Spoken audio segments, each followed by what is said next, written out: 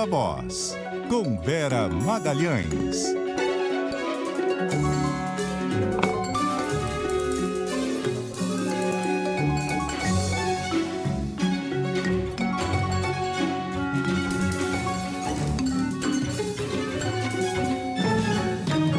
Vera Magalhães, sempre uma alegria falar com você, ambas de azul. Boa noite. Querida, reparei na nossa sintonia, nesse feat aqui na CBN, tão raro. Um prazer ter você no Viva Voz e no Ponto Final, Taninha. Maravilhosa. Bom, vamos lá, temos tempo curto hoje. Bolsonaro vai se enrolando cada vez mais, né? O TCU concluiu agora que o ex-presidente deve devolver 128 presentes, alguns deles bem caros. E é interessante porque a tese mais recente da defesa do Bolsonaro é de que ele teria o direito de vender o Rolex, né, para justificar o que foi feito. Ou seja, a partir de agora, essa tese cai por terra, não cola? Eu acho que ela já era difícil de colar, Tânia, porque o TCU tem uma jurisprudência bem firmada a esse respeito, quanto ao valor do que pode ser agregado ao patrimônio pessoal e principalmente que tipo de item, né?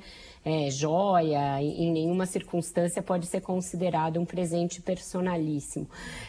E aí, o que vai dar trabalho é reunir esse acervo, né? Porque pelo que a gente viu da prática ali com os kits sauditas, a ordem era passar tudo nos cobres, vender o que desse ali, pôr no enjoei, sei lá, uma série de estratégias para se desfazer dos presentes e amealhar recursos com eles. A coisa é essa, não é que o Bolsonaro entendeu que eram presentes para ele e guardou para fazer um museu, para fazer uma fundação, qualquer coisa. O objetivo era pegar bens dados por chefes de Estado a outro chefe de Estado, portanto, patrimônio da União, e com isso fazer divisas, fazer dinheiro, que foi o que aconteceu no caso do Rolex, e depois tiveram que correr atrás e pagar até mais caro pelo relógio.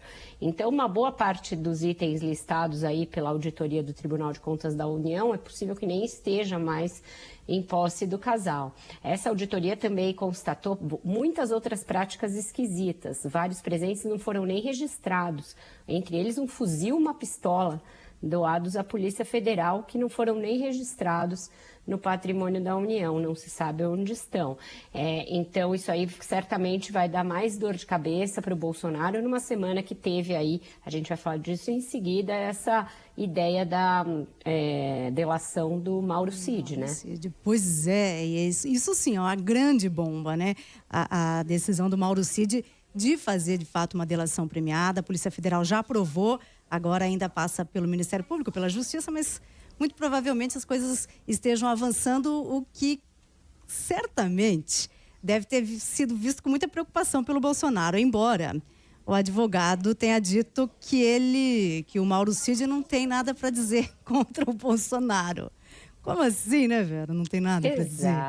Exato. Bom, ele tem muito a dizer sobre o Bolsonaro, né? Se tem uma pessoa que acompanhou o Bolsonaro de perto nesses 4 anos, foi o seu ajudante de ordens, o tenente-coronel Mauro Cid. Participava das lives, participava de tudo, pagava contas para a família do presidente.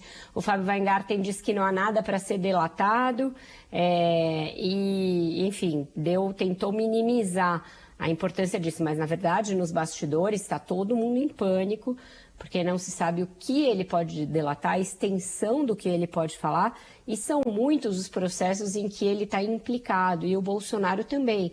Então, se a delação for extensiva a todos eles, o potencial de dano é muito grande, Tânia. Além do que a Polícia Federal já recolheu, ele pode indicar coisas que ainda não foram apreendidas, por exemplo, números de contas em que foram feitos depósitos, de onde vinha o dinheiro que ele pagava em espécie para pagar contas da família presidencial, pode dizer se aquela fraude no cartão de vacina foi feita a pedido ou com a anuência do Bolsonaro, que o Bolsonaro nega. Então, são muitos os processos em que ele pode ir dando tique ali, checando informações que a polícia ainda precisa corroborar. Então, é bastante sério, bastante grave.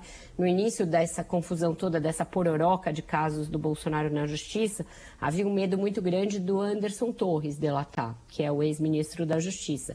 e isso foi arrefecendo. Ele acabou não selando nenhum acordo de delação e depois teve a sua prisão relaxada. O Cid ainda está preso, então isso está sendo visto como um fator a fazê-lo tomar essa decisão. Assim como o fato de que o pai dele começou a ser implicado também nas investigações, então para blindar o pai, ele teria decidido dizer o que sabe. Potencial muito grande de estrago, falta ainda ser homologado pelo Alexandre de Moraes e isso vai depender do que ele tiver para ofertar em termos de prova. Ele vai precisar apresentar elementos para além daquilo que já foi conseguido por meio dos próprios. O celular dele já está em posse da polícia, ou seja, a polícia já tem, a justiça já tem muita coisa, né? A polícia já tem muita coisa. Ele tem de ir além para justificar ter os benefícios de redução de pena e outras coisas, por implicar alguém que está acima, né? A lógica da delação é sempre você delatar para cima no esquema criminoso. Bom, vamos falar aqui sobre a decisão do ministro Dias Toffoli, né? Que causou assim um estranhamento, porque ele considerou todo o conteúdo a partir do acordo de leniência da Odebrecht provas ilegais, anulou a leniência da Odebrecht, e aí isso vai abrindo brechas para as consequências. E a primeira delas agora é o pedido do Ministério Público para que o TCU reabilite as empresas que foram punidas a partir desse acordo de leniência. E daqui para frente, o que pode acontecer? Pois é, Tânia, eu achei bastante inusitado esse pedido e bastante precipitado também, pelo fato de que o Toffoli anulou as provas da leniência da Odebrecht, porque teriam sido obtidas de forma ilegal, de acordo com aqueles grampos da Vaza Jato. Ele não faz menção à leniência fechada por outras empreiteiras. Várias delas fizeram acordos de leniência, né, ali no bojo da Lava Jato. A Camargo Correia fez, a Andrade Gutierrez, várias outras. Ele está indo além do que o Toffoli já determinou. Então, eu acho que o TCU não vai analisar isso agora. Acontece muito isso lá, porque o procurador Lucas Furtado, ele é muito profícuo em pedidos. Ele é uma máquina de fazer pedidos e representar. Então, ele está representando dizendo, olha, se continuar cobrando que essas empresas paguem a leniência, você pode gerar um dano e depois vir a ser anulado. Então, ele está querendo ir antes da eventual anulação, mas só que ele não pode fazer isso. E também tem a possibilidade da Procuradoria-Geral da República recorrer da decisão do Toffoli, pedir para o plenário do Supremo analisar, porque o Ministério Público não concorda com essa decisão, acha que o que está dito ali não é verdade em relação à conduta dos seus e que ele não pode determinar que a Advocacia Geral da União puna procuradores, coisas que eu também concordo. Eu acho que isso tudo está maluco no pedido na decisão do Toffoli. Então a gente vai ter que ver se vai ter um recurso, se o Pleno vai analisar essa decisão, se ela vai ser mantida.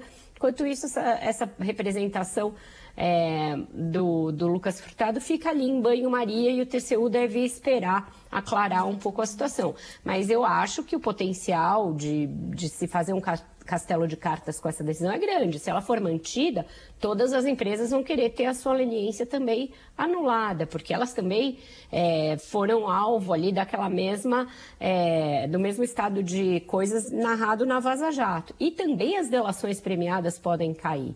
Então, tem muita coisa ainda para acontecer a partir dessa decisão. Ela foi muito importante, muita gente não está entendendo se a extensão dela é maior ou menor, então acho que vai precisar ser aclarado ao longo das próximas semanas, se vai ter recurso ou não, e se mantida, qual é a extensão dela. Sim. Vera, vamos fechar com a tragédia no sul do país, né, com a passagem do ciclone extratropical no Rio Grande do Sul. Hoje, o vice-geraldo Alckmin visitou, isso depois do governo Lula ter sido criticado justamente por não ter ido ao estado, né, depois dessa tragédia. O governo demorou para agir? Demorou. Ele vai visitar no domingo, Tânia. Eu tinha mandado isso, depois mandei uma correção. Ele hoje fez uma reunião dos ministros, coisa que também não tinha sido feita até agora. Então, sim, o governo federal estava muito envolvido na reforma ministerial, na organização do 7 de setembro. O Lula fez um pronunciamento e logo depois ele viajou para o G20. Eu acho que ele foi muito mal assessorado nesse sentido, de não ir até lá, de não sequer mencionar nas suas contas nas redes sociais, ele só fez isso hoje. Já havia mortos aí em grande quantidade ontem quando ele viajou e, no entanto, ele nem fez menção e ainda pegou muito mal uma série de tweets da Janja, primeira-dama, dizendo, vou ficar 20 horas no vou tuitar bastante. Depois, quando chegou, falou, cheguei, já estou com vontade de dançar. Logo depois apagou esse vídeo. Essa questão da empatia dos governantes para com pessoas que são vítimas e estados e cidades que são vítimas de tragédias, ela é muito séria, né? A gente viu ao longo do governo Bolsonaro várias demonstrações de falta dessa empatia. O Lula parecia estar muito antenado com isso, porque quando houve no litoral sul, litoral norte aqui de São Paulo, no início do ano, ele prontamente falou com o governador, esteve lá. Então, dessa vez, faltou ligar um fusível ali, alguém alertar, olha, presidente, isso é importante. Como é um estado em que ele perdeu a eleição e ainda é muito bolsonarista, isso causa um estrago na imagem dele muito grande, isso está repercutindo muito mal lá. Tanto que aí hoje saiu todo mundo correndo atrás. O Alckmin fez uma grande reunião, liberaram recursos, o ministro Wellington Dias, que manda coisa todos os dias das ações do Ministério, hoje mandou as primeiras coisas aqui para mim referentes ao Rio Grande do Sul. Então, todo o governo parece ter demorado a entender a extensão, essa que é a maior tragédia climática que já houve no Rio Grande do Sul, 41 mortos, muita coisa, muitos desabrigados. Então, sim, erraram. Vão pagar em termos de imagem, e é um momento que o Lula está tentando ir além do seu eleitorado, falar para todo o Brasil, perdeu essa oportunidade numa coisa que é realmente importante que o governo federal esteja e ampare os municípios e o estado. E eu acho que as outras atribuições tiraram o foco. O setor de comunicação errou fortemente também. É a comunicação que tem que alertar o presidente da República, muitas vezes, a respeito de condutas desse tipo. Claro. Bom, então o Alckmin visita o Rio Grande do Sul no domingo, é isso? No domingo. Também demorado, né? Se hoje já caiu a ficha, poderia ter ido hoje, poderia ir amanhã, não precisa ir no domingo. O presidente só volta ao Brasil na segunda. Então, pode até ser que eles antecipem para amanhã, porque está muito desgaste isso daí.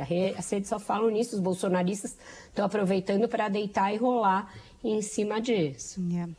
Vera Magalhães, a música. Qual é a música? Pois é, hoje